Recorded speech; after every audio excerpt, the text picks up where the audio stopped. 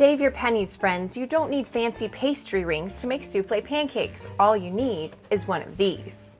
Take an empty quart or even pint carton, cut off the ends, then cut it crosswise into even-sized pieces. You're buying the milk anyway, and the squares are just as jiggly as the circles.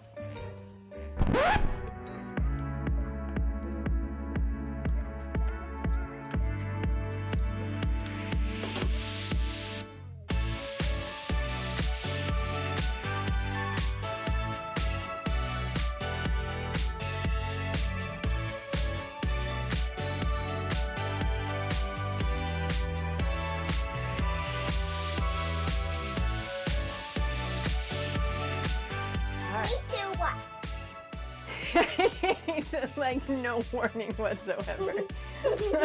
By the way, he's fixing his hair before the date. Alright, 3, 2, 1. I can't do it, you goofball.